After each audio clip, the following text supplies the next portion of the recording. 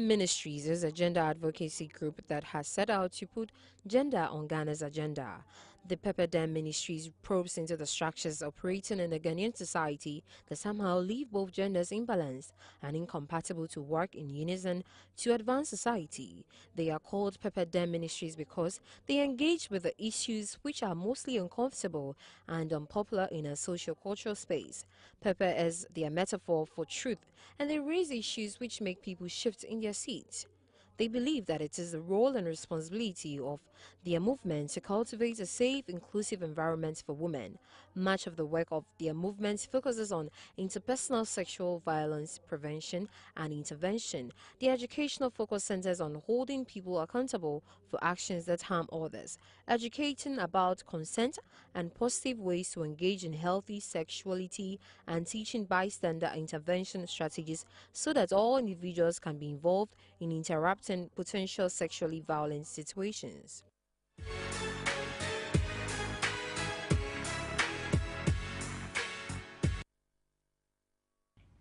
Welcome back, viewers. It's still morning, right? My name is Dziffa, and I would like to say a very big thank you to First Choice for my pretty hair and my makeup by Essina Makeup Artistry. Okay, viewers, we're talking about gender advocacy, okay, and it's ongoing because it's very important. It's one that's going to help a country to grow. I have Efyasin team and also Efe Twang in the studio with us. They're here to tell us all about this beautiful put together that actually help young girls and guys, everybody gender. They want to make sure that you are on the right track and you get whatever it is that you deserve as a citizen as gender, okay? And I'm very excited about this. And I know that Anita Erskine and what's her name? Other women are really pulling this through with their own strength. I mean, thanks to God, but it's good to have beautiful women like this, you know, put it together as well. Welcome. On morning, right? Thank you. Okay, so how many ladies are you? Now we are about, okay, so the core member, yeah, we are 7, and then we have 11 associates, strong, you know, backers. Yeah, so wow. in all we are 19 women, you know, that make up the entire organization. I mean, I love the fact that you said strong associates. Yes. Who are these strong women? I'm sure you're one of them. Of course, yes. Of course. So who are these other strong women? You want names? Yes. Yeah, there's Amopo Kwajiman, Good. there's Amazing Grace Danso, there's Noeline Mensah, there's Hetty, Scarlett Hetty, yeah. there's Felicity Nelson, Louise Carol Donkor, Gail Galton Malm, Mamia Reba, yeah. Juliana Zinat, and there's Vera, okay. and there's Adna Benowapo. The reason I asked you to say their names is because, you know, probably their friends or family are home watching the show. You should be proud. You should be very proud of these ladies. They're doing, sometimes you walk on the street and people say like, not knowing they're doing some great things to help the society. And so this is the reason why I asked you to mention their name. But let's talk about gender advocacy. I mean, recently, let's go straight to the point, okay? So recently, I know the gender minister actually made a comment on what girls wear. I mean, if that's, it actually attract rapists. I had that and I shook a bit.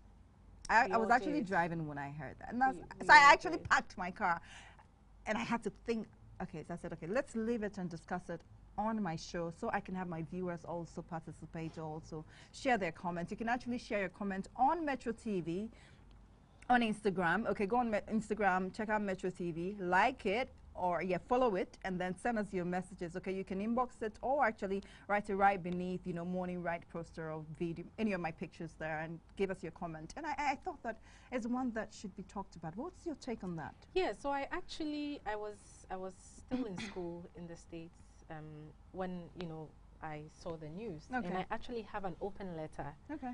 That I wrote for the minister. Okay. I don't know if she's seen it. Okay. Recently, when the rape issues resurged, you know, on the scene from Asin, Adadientem, and all of that, I re-shared it again because I had written it much earlier this year, and I felt that it was still very relevant. Yeah. Because it's not just a perception that she holds, it's a perception that many hold in the society. Yeah. And it's quite toxic. Pepperdam Ministries exists because I think our main agenda is to uproot all these toxic narratives around women and gender in general. Yes. So it's for her and her position, to have made such a statement was, you know, it was going a long way to reinforce it and perpetuate it in our environment. So I wrote a strong open letter.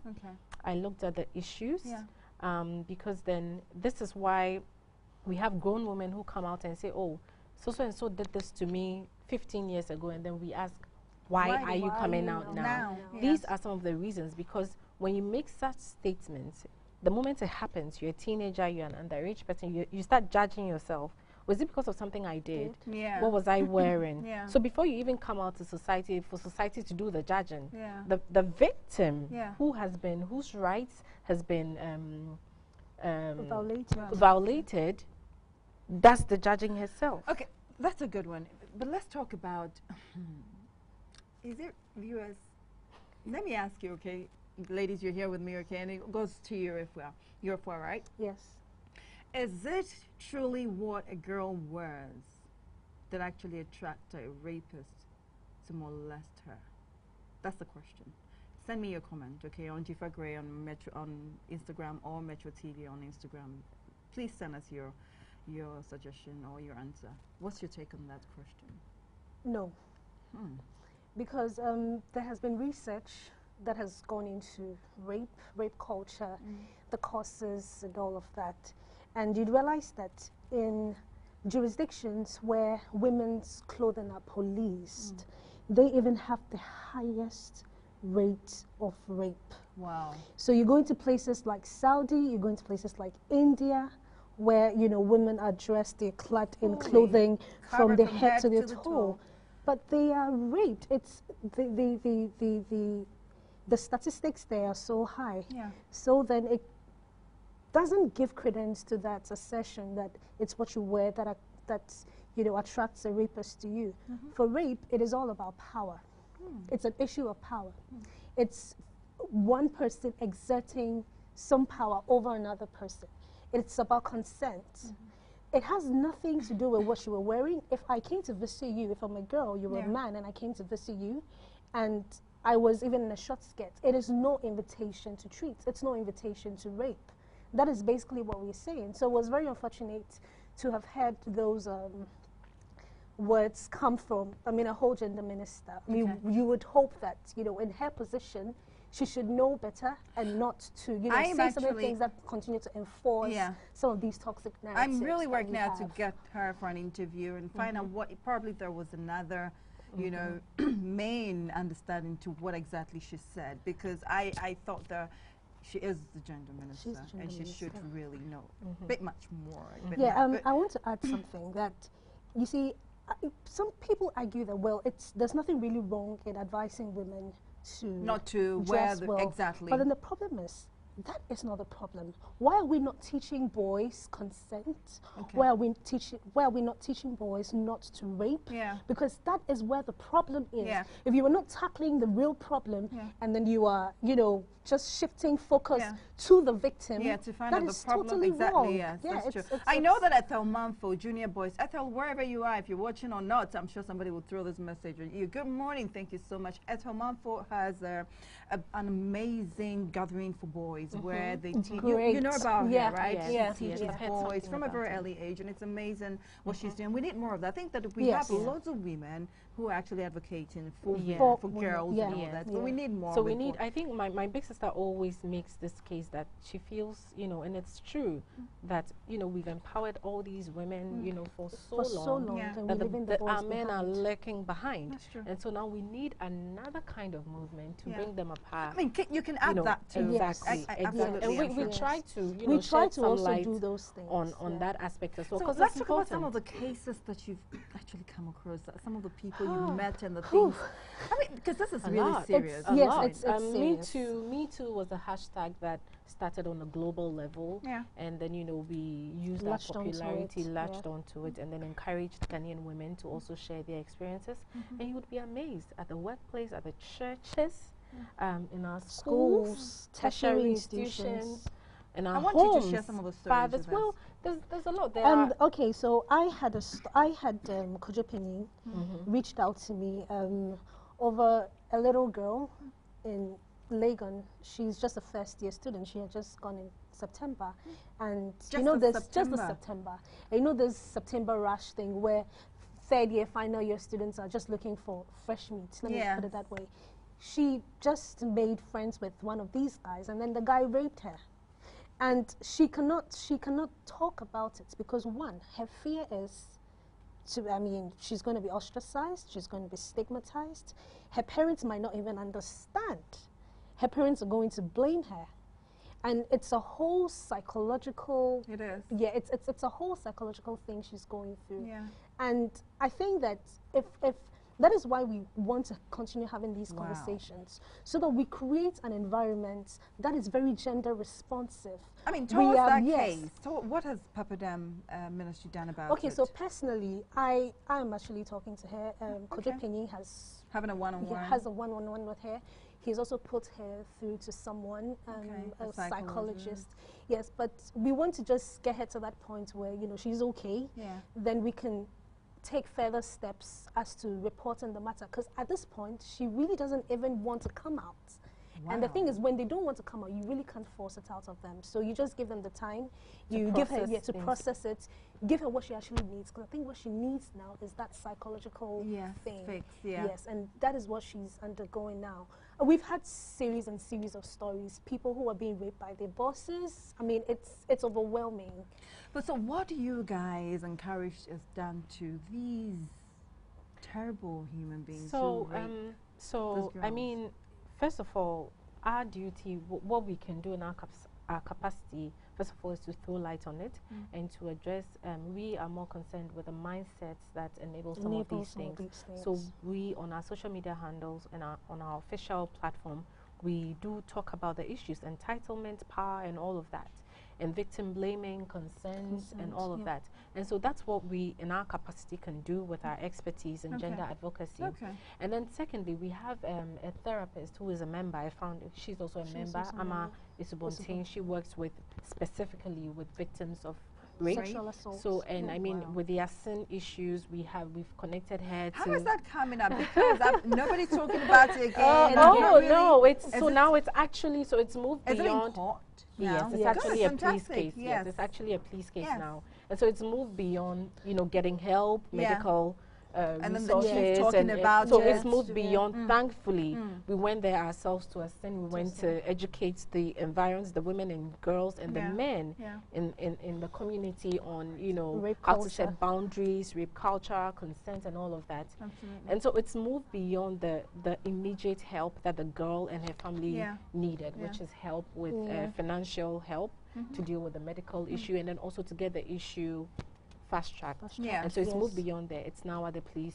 It's now. I'm sure that's not the only issue that's actually that is not. Needs to be fast. So going forward, we are currently now in the preparation stages. We're we're putting together projects where we could start reaching out to communities. You're just targeting. Now, ASIN is going to be our first because it looks like they have a surge when it comes to rape cases. Exactly. And the manner in which it is dealt with in that town, I think is just a candid reflection of what actually goes on all over the country. So we just want to take it one step at a time. The truth is, we can't do everything, but the little that our time and resources will allow us to do, do you get the support that's needed, to embark on this amazing help or journey? We do. We actually have some really amazing people who... Is the government involved in this? We're getting there. We're getting there. Okay, so we have partnered with the Coalition Against Sexual Abuse. We have 2 of our members as represented us in that coalition. And I know they have already sat with Parliament sometime this week. They had a meeting with the Gender Committee in Parliament just to see how we could push this gender advocacy and not gender advocacy, basically, but sexual abuse, advocacy. Yeah. And so I know that is already being done. But as Pepperdam, we're currently working on all those things. We've had a few organizations. Okay. I can't mention names now because things are not That's well fine. sorted. Yeah. Yes, but we've had people come to us. They want us to, put together something for them. So, to support what we want to do. So we're currently working on our concept notes and all of those. But ladies, things. honestly speaking, to take time out of your business schedule, and how many ladies? 19, you said? Yes. 19? Yeah. Amazing. Yeah. And I'm sure that the numbers will definitely Oh, increase. yes, really. yes. There are people, because of the name, Pepperdam Ministries, a lot of people always ask, how can I join? Well, so Pepe for us is, the hard raw truth. It's uncomfortable, it's in your face, it's something, I mean, we do know these conversations and narratives exist, but we somehow don't want to talk about them. We don't do and so anything we are about saying it, we want to talk about them, we and want to do confront something. them. And then also, surprisingly, in our logo, there's an Adinkra symbol there, which actually means Meko. Pepe, and it actually stands for inequality and uneven resources, and so even that is telling in how the name really means to us. But Pepe is just Charlie in your face. You know what? I think we should, then when we're very young and you do something bad at home, they actually roll pepper We around should put and all that. exactly. Yeah, it's a corrective measure. Exactly. I don't know how these men should be treated when caught or jailed, but maybe it should be a prison officer. But I mean, just a clarification though, it's not even just to pepper men. I think people think that, we are saying we should pepper men. But it's peppering, that's peppering not the what it means. system. No, the system, Peppering because I our think it's socialization, our it's a environment, system, we all enable We it need in it one to way. start Have you blazing, noticed how absolutely. it is women who slut shame other women more? Yeah. When rape cases come out, it is a woman who asks you, but you too, why were you wearing this? You are wearing this, and you insult your mother on top of it, exactly, say and bring in your and all that. exactly. That's So true. it's peppering all of us, and even us, even though we are dedicated to changing these narratives, because we grew up because we this is how we were brought up.